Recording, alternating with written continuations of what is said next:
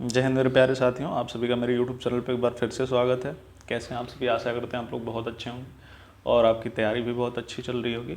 तो आज हम लोग देखेंगे दोस्तों मूल विधि MCQ का पार्ट सेकंड, जिसमें हमने वे प्रश्न लिए हैं जो कि आपके पिछली परीक्षाओं में पूछे गए हैं, चाहे वो 2016 का UPSC का एग्ज़ाम हो या उससे पहले का एग्ज़ाम हो। अगर आप चाहें तो इसको चेक भी कर सकते हैं अपना प्रीवियस ईयर प्रश्न उठा के। और ये दोस्तों बहुत ही महत्वपूर्ण प्रश्न है, ये MCQ ही नहीं है। आप इस हमारे सीरीज से लगभग 70% आपकी मूल विधि को कंप्लीट कर सकते हैं। तो आइए चलते हैं प्रश्न नंबर फर्स्ट पे। और प्रश्न नंबर फर्स्ट क्या कह रहा है दोस्तों कि भारतीय दंड संहिता की धारा 34 का प्रसिद्ध वाद है।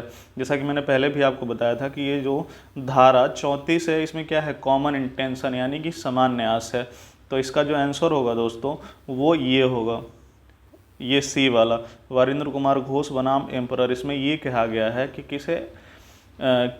किसी आशय की पूर्ति के लिए खड़े रहना भी अपराध है। क्या कहा गया दोस्तों? किसी आशय की पूर्ति के लिए खड़े रहना भी क्या है, अपराध है। इसके बाद हम चलेंगे अगले प्रश्न पे।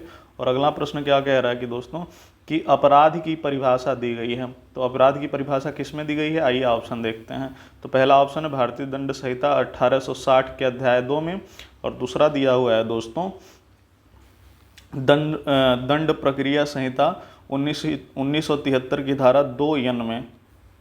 तो इसका जो दोस्तों उत्तर होगा ये होगा ऑप्शन बी। इसमें क्या कह रहा है?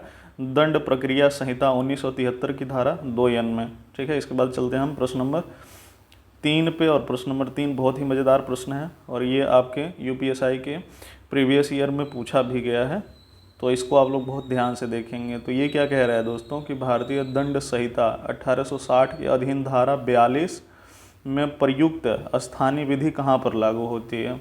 क्या कह रहा है दोस्तों, एक बार ध्यान से देखिए। भारतीय दंड संहिता 1860 के अधीन धारा 42 में प्रयुक्त स्थानीय विधि कहाँ पर लागू होती है? तो इसको हम लोग देखेंगे। तो ये ऑप्शन पहला क्या कह रहा है दोस्तों? संपूर्ण भारत पर। तो संपूर्ण भारत पे तो ये लागू नहीं होता है।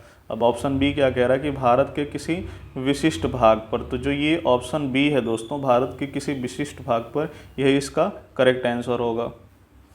क्योंकि दोस्तों भारतीय दंड संहिता 1860 की धारा 42 के अनुसार स्थानीय विधि वह विधि है जो भारत के किसी विशिष्ट भाग पर ही लागू होती है। तो आई थिंक ये चीज़ आपको बहुत अच्छे से समझ में आई होगी। तो ऐसे ही बने रहिए वीडियो के अंत तक।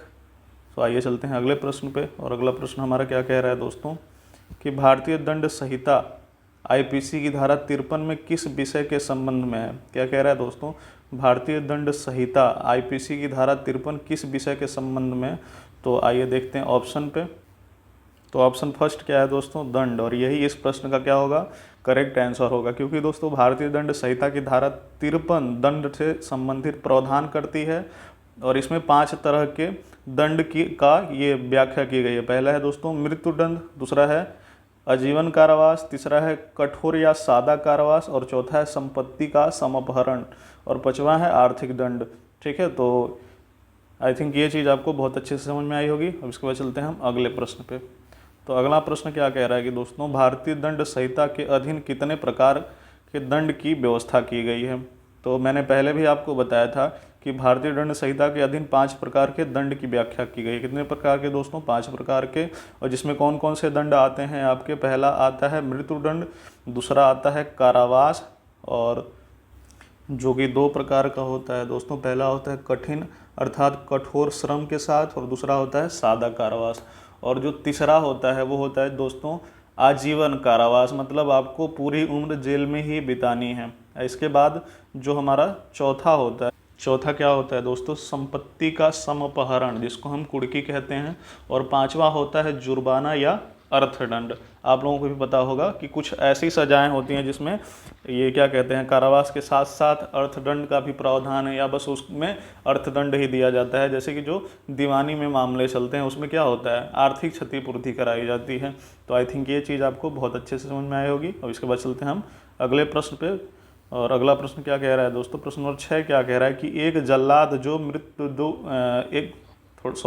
क्या कह रहा है? एक जल्लाद जो मृत्युदंड निष्पादित करता है IPC की किस धारा के अंतर्गत आपराधिक दायित्व से मुक्त है? क्या कह रहा है दोस्तों कि एक जल्लाद जो मृत्युदंड निष्पादित करता है आईपीसी की किस धारा के अंतर्गत आपराधिक दायित्व से मुक्त है। तो इसका आंसर क्या होगा दोस्तों, ऑप्शन ए क्या कह रहा है, धारा 97 और बी क्या कह रहा है 78। तो ये जो ऑप्शन बी है दोस्तों 78, यही इसका क्या होगा करेक्ट आंसर होगा। क्योंकि दोस्तों भारतीय दंड संहिता की धारा 78 के अंतर्गत मृत्युदंड को निष्पादित करने वाला जल्लाद को आपराधिक दायित्व से उन्मुक्त प्राप्त होता है। धारा 78 यह उपबंधित करती है कि कोई बात जो न्यायालय के निर्णय आदेश के अनुसरण में की जाए अपराध नहीं है। क्या होता है दोस्तों कि अगर कोई भी व्यक्ति न्यायालय के निर्णय या न्यायालय के आदेश पे किसी व्यक्ति को सजा देता है तो ये सजा नहीं होती है। तो ये किस में दिया हुआ है दोस्तों, धारा 78 में। इसके बाद हम चलेंगे अगले प्रश्न पे, और अगला प्रश्न बहुत ही शानदार और बहुत ही मज़ेदार है। तो ये क्या है दोस्तों कि निम्न में से कौन सा वाद उन्मत्तता के आधार पर प्रतिरक्षा से संबंधित है। क्या कह रहा है दोस्तों कि निम्न में से कौन सा वाद उन्मत्तता के आधार पर प्रतिरक्षा से संबंधित है। तो इसका आंसर क्या होगा दोस्तों, आइए चलते हैं ऑप्शन पे। और ऑप्शन फर्स्ट क्या है दोस्तों, इसका ऑप्शन फर्स्ट है आर बनाम डंडले एंड स्टीफन। तो ये तो होना नहीं है। बी क्या है, डायरेक्टर ऑफ पब्लिक प्रोजिक्यूशन बनाम बियर्ड, ये भी नहीं होगा। अब इसका जो ऑप्शन सी है मैकनाट वाद, यह इसका क्या होगा दोस्तों करेक्ट आंसर होगा। क्योंकि दोस्तों मैकनाट 1843 का वाद उन्मत्तता के आधार पर प्रतिरक्षा से संबंधित है। तो इसके बाद चलते हैं अगले प्रश्न पे, और अगला प्रश्न देखते हैं क्या है कि भारतीय दंड संहिता की कौन सी धारा अनैच्छिक ममता कर आधार पर प्रतिरक्षा से संबंधित है।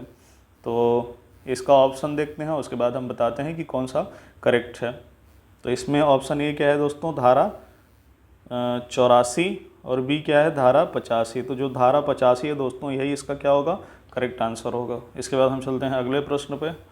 अगला प्रश्न क्या है दोस्तों कि निम्नलिखित कार्यों में से किसके द्वारा दुष्प्रेरण का आधार किया जा सकता है।